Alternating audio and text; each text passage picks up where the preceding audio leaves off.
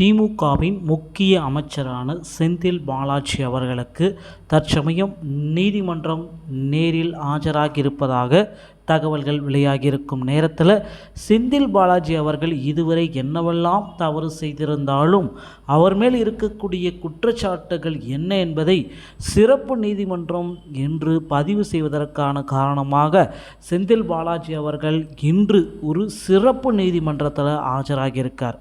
மேலும் செந்தில் பாலாஜி மீது இருக்கக்கூடிய குற்றச்சாட்டுகள் அனைத்தையும் சிறப்பு நீதிமன்ற நீதிபதி அவர்கள் முக்கிய தீர்ப்பு வழங்கப்பட இருக்கிறாருங்க. ஸோ செந்தில் பாலாஜியுடைய குற்றச்சாட்டுகளை முக்கியமான டிஜிட்டல் ஆவணங்களை பதிவு செய்திருக்கிறாங்க அமலாக்கத்துறை. குற்றச்சாட்டுகளை பதிவு செய்த பின்பு செந்தில் பாலாஜி அவர்கள் என்னவெல்லாம் தவறு செய்தாரோ அந்த தவறுக்கு ஏற்றவாறு சிறை தண்டனைகள் இன்று வழங்கப்படும் என்று சொல்லப்படுகிறதுங்க. குறிப்பாக குற்றச்சாட்டுகளில் செந்தில் பாலாஜி அவர்களுக்கு 6 முதல் 8 ஆண்டுகள் வரை சிறை தண்டனை விதிக்கப்படலாம் என்று வாய்ப்புகளும் வருகிறது. செந்தில் பாலாஜி தனக்கு தண்டனை எதுவும் வழங்கக்கூடாது என்பதற்காக மேல்முறையீட்டு மனுவிற்கு கால அவகாசம் நீதிமன்றத்தில் கேட்டிருந்தார். ஆனால் அந்த கால அவகாசம் எதுவும் கொடுக்க முடியாது என்று செந்தில் பாலாஜி அவர்களை குறிப்பிட்டு சொல்லிட்டாங்க. ஸோ செந்தில் பாலாஜியை பொறுத்தவரை எந்த ஒரு தவிர்க்க முடியாத சூழ்நிலையோ அல்லது செந்தில் பாலாஜி அவர்களுக்கு உடல்நலத்தில் ஏதாவது பிரச்சனையோ அது மாதிரி எதுவும் கிடையாதுங்க.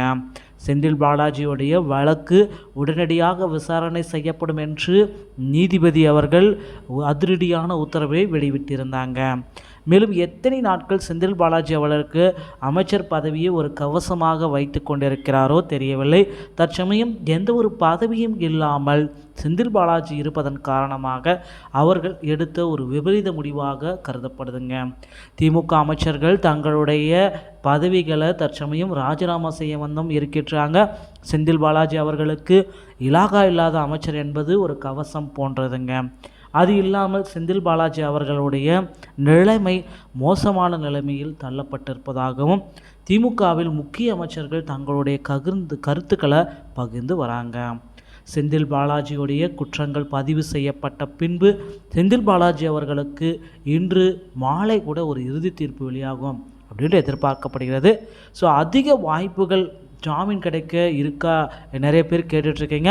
ஜாமீன் வழக்கானது உயர்நீதிமன்ற நீதிபதி ஆனந்த் வெங்கடேஷன் அவர்கள் பிப்ரவரி 20ஆம் தேதி பார்த்திங்கன்னா அந்த வழக்கை வச்சுருக்காருங்க. அவர் செந்தில் பாலாஜிக்கு இறுதி தீர்ப்பை வெளியிட இருக்காரு. அதற்கிடையே சிறப்பு நீதிமன்ற நீதிபதி அல்லி அவர்கள் செந்தில் பாலாஜி நீதிமன்றத்தில் கண்ணீர் வடித்து ஒரு காட்சி போல காணப்படுகிறது. செந்தில் பாலாஜிக்கு பார்த்திங்கன்னா இன்று ஒரு முக்கிய தீர்ப்பு வெளியிடப்படலாம். ஸோ இறுதி கட்டத்தில் 21 முறையாக காவலை நீட்டிச்சிருக்காங்க சென்னை முதன்மை அமர்வு நீதிமன்றங்க. ஸோ அடுத்தடுத்து பார்த்திங்கன்னா செந்தில் பாலாஜி அவர்கள் ஜாமீன் கிடைக்குமா இல்லையான்றதை பற்றி அடுத்தடுத்த வீடியோக்களை நாம் தெரிஞ்சுக்கலாம். அந்த தகவல் போதுமானதாக இருந்தால் நம்ம சேனலை ஒரே ஒரு சப்ஸ்கிரைப் அண்ட் பெல்லை மட்டும் கிளிக் பண்ணி வச்சுக்கோங்க. அடுத்த வீடியோவில் உங்களை சந்திக்கிறேன். நன்றி, வணக்கம்.